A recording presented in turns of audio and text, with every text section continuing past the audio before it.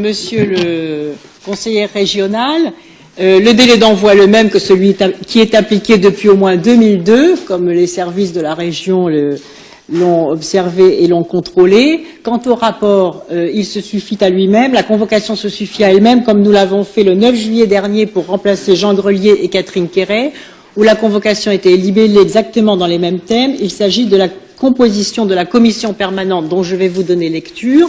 Et en application de l'article 4133.5 du Code général des collectivités territoriales, une fois que le délai de délibération aura été ouvert, il y aura un délai d'1 heure qui sera ouvert pour le dépôt des candidatures.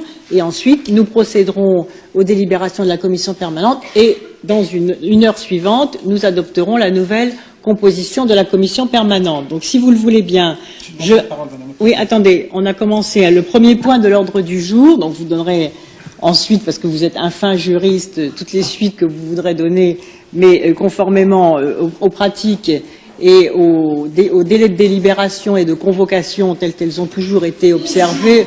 Oui, ne soyez pas spécieux. Mais j'ai bien entendu, mais vous donnerez les suites que vous voudrez à la jurisprudence Fromonteil si vous le souhaitez. Donc nous avons entamé le premier point de l'ordre du jour. Est-ce qu'il y a des oppositions ou des abstentions pour avoir 15 vice-présidents? C'est moi qui donne la parole, donc nous allons nous dérouler les choses. Il y aura 1 heure de temps. Non, mais je demande la parole maintenant, Madame la Présidente. Eh bien, pour l'instant, nous passons au vote sur la 15e. J'ai demandé avant que le vote soit engagé, Madame la Présidente. Le vote a été engagé. Non, je suis désolé, Madame la Présidente, le vote n'a pas été engagé à cet instant.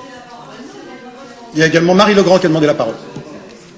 Je fais d'abord voter les 15 vice-présidents. Non. Et ensuite, je donnerai la lecture. Non, madame. Si la privation de parole fait partie de vos prérogatives, je ne peux pas rester dans l'Assemblée pareille. Je demande la parole, Madame la Présidente. Je mets aux voix les 15. Est-ce qu'il y a des oppositions? Je vais vous donner la parole tout de suite après. Est-ce qu'il y a des oppositions ou des abstentions pour avoir les 15 vice-présidents? Madame, c'est pas possible. Mais on peut pas. Je n'en vois pas. Je n'en vois pas. On ne peut pas voter. Je n'en vois pas. Les 15. C'est une irrégularité. Il y a donc. Mais vous n'allez pas. Ça suffit. Madame la Présidente. Il y a donc. C'est Vous incroyable. ne me déstabiliserez Nous, pas. si on vote, on sort. Eh bien, vous sortez. Nous adoptons donc. C'est une parodie de démocratie. Non, mais on sort. Nous, on vote pas. Vous votez pas. Donc, je constate qu'il n'y a pas d'abstention ou pas d'opposition.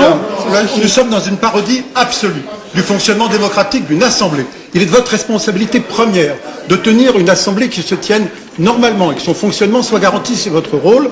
Moi, je vais rien m'exprimer dehors puisque vous ne voulez pas que je m'exprime à l'intérieur. Eh bien, c'est parfait. Nous adoptons donc la 15e vice-présidence. Je donne lecture de la proposition de commission permanente avec l'ouverture d'un délai d'1 heure. Premier vice-président Jean-François Fountaine, deuxième vice-président Bernard Grasset, troisième vice-président